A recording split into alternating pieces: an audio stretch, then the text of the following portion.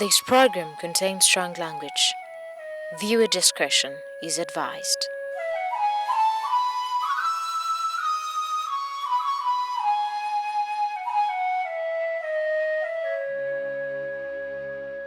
Recruitment, harboring, transportation, and provision, all amounting to obtaining persons for modern-day slavery, which now identifies with a new name, human trafficking. After drugs and weapons, humans are the most trafficked in the world. An estimated 800,000 people are trafficked across borders annually, with routes all over, leaving no country untouched. Almost every country is affected by trafficking in the world, whether it's a country of origin, transit, or destination for the victims. The days of legal trade in slaves are history, following its abolition in the 1800s. Not so, according to the first Global Index, which estimates a staggering 30 million people living in modern-day slavery. The 21st century is booming with an illegal, vast and complex trade in persons, human trafficking. Every year, thousands of men, women, and children forcibly find themselves entangled in this illegal business. Tonight on Life Stories, we share a journey of Baka, who fell victim to this serious crime and grave violation of human rights. I'm Zuena Chirema Sali. Please help me welcome Baka to Life Stories. Welcome to the show, Baka. Thank you so much, Zuena, for the opportunity given to me. Welcome. This Baka name I'm just using it for security purposes, but it's not my real name. Yes, I am Baka, and I come from a humble family right away in Uganda district. I believe I was around 1 year and a half when my father passed away. And by that time, my mother was still young because she had given birth to me. So she could not handle that situation. She ran away and she left me behind. I grew up in the hands of my relatives now. When I reached P7, they could not push on. So that is when they rejoined me to my mother. That is when I entered into the lifestyle of boarding. So I went to boarding school in Matale, that is past Lugazi, in a school called Bishop Nkoyo Senior Secondary School. I studied up from my senior 1 up to senior 4. I passed very well. Then I went to high school, still in a boarding school. And I finished and I had to join Makerere University. So first year was clear, my second year was clear. But when it came to the third year, my mother got a problem, a financial problem. And she had to sort herself out first. And that was the time I had to join third year. Was that your final year? It was my final year. What because were you doing I was then? doing tourism. So I told my mother that let me keep in town.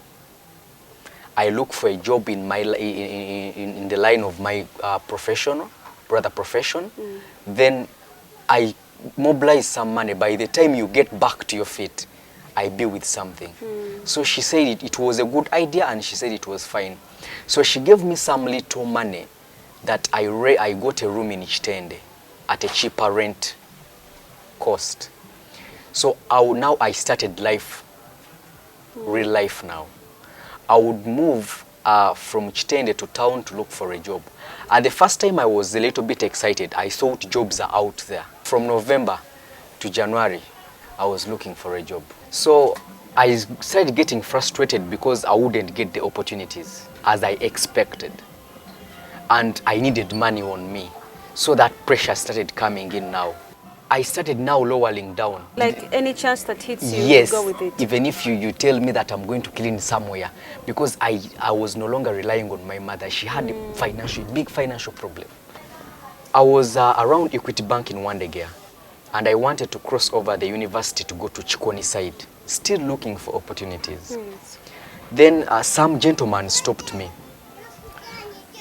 He looked a father, he looked a real gentleman, a mature man. He was very smart. He stopped me and he was asking for directions, like how anyone else can ask for directions. And he asked me that, hello gentleman, young man, I'm looking for Fido Dido. Would you please direct me where it is? In a honest manner. And because I know where Fido Dido is, it is on Kampala Road. So I told him, just catch it, just cross the road, catch a taxi, 500, tell the conductor I'm getting out from Fidodido. So he thanked me. But because I had that, I was desperate. And the way he approached me was so good.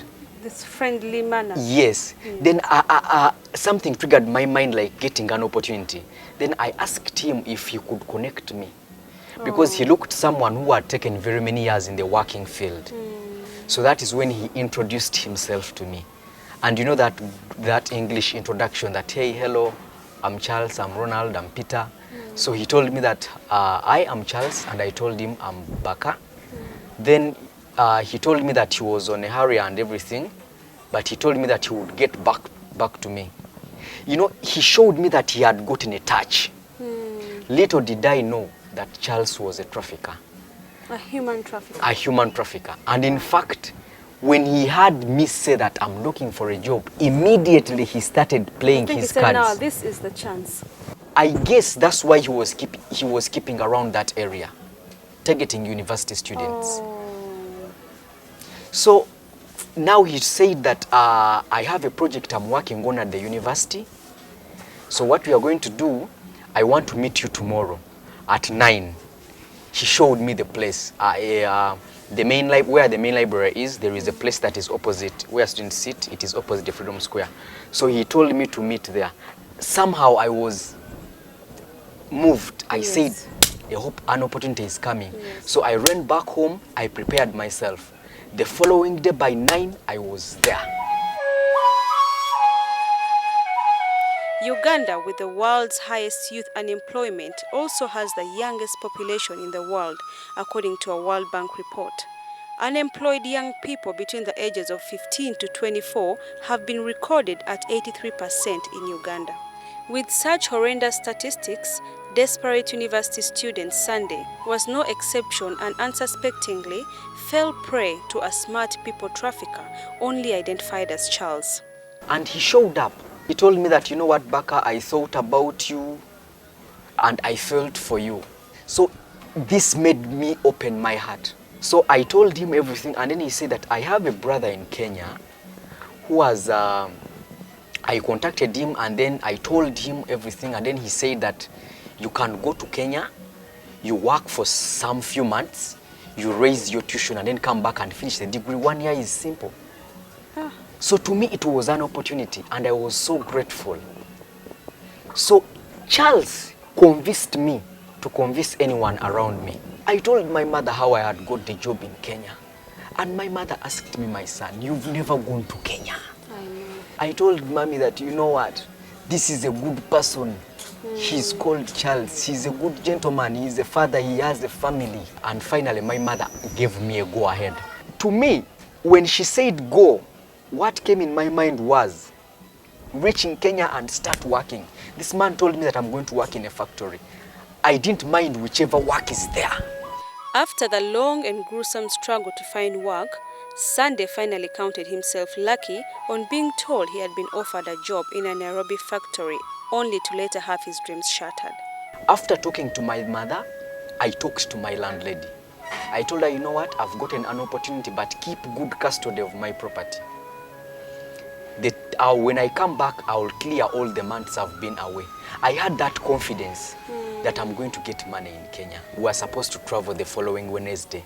So that morning on Wednesday now, the landlady closed the room and she took the key. So I set off to town to meet Charles.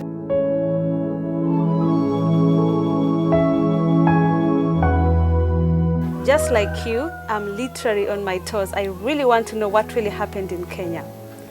Baka, I'm sure you're all excited when you first made your first journey, like from home to meet Charles. Yeah. Did you have any things you carried with you, any luggage? Yes, I carried some clothes and my university ID. He took me to town, and in town he had parked a car, a new worker. So he told me that he wasn't going to use a public means. He was going to use his private car. To Kenya? To Kenya. So he told me that we were going with some other people who were also going to work with me. Because in the car I got there 8 people. 6 girls and 2 boys, so I was the 3rd boy, but the same age bracket. 6 girls. Yes, I got these people already engaged in a conversation, very excited, so I joined the family.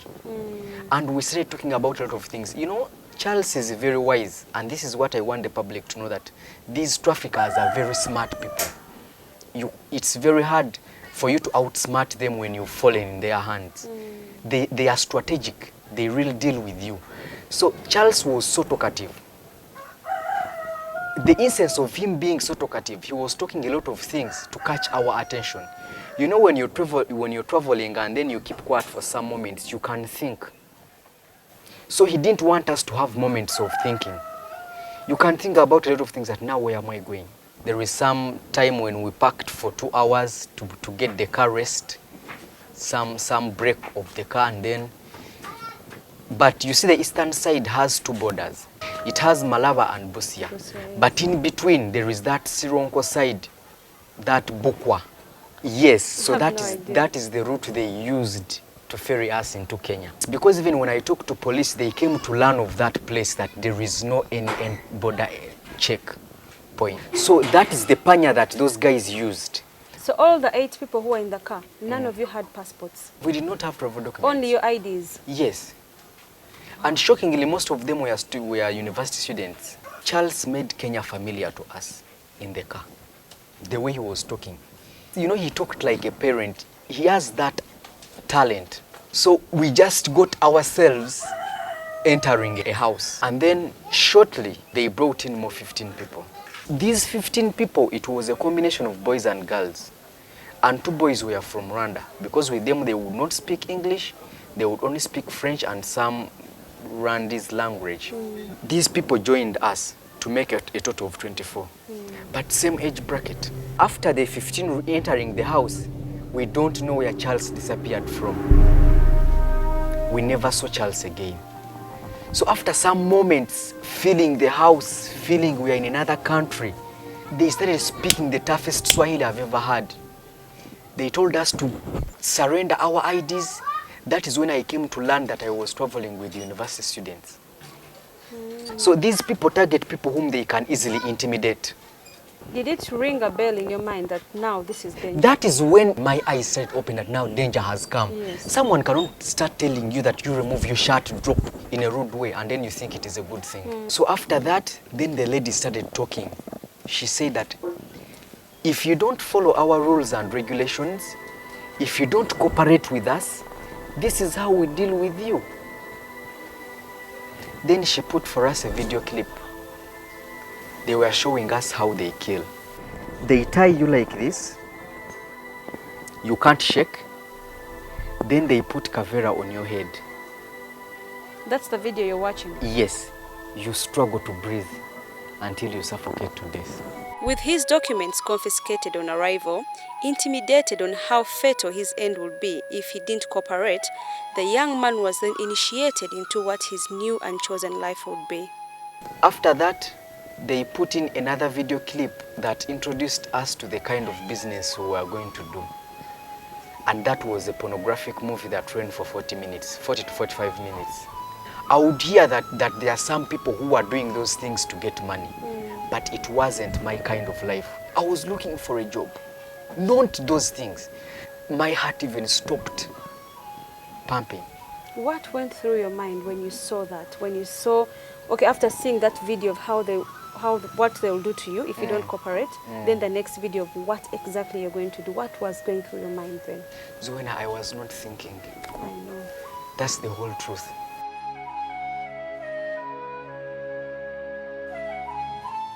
You're still watching Life Stories. When we come back, we're going to dig deeper into Baka's life while in Kenya. Don't go away.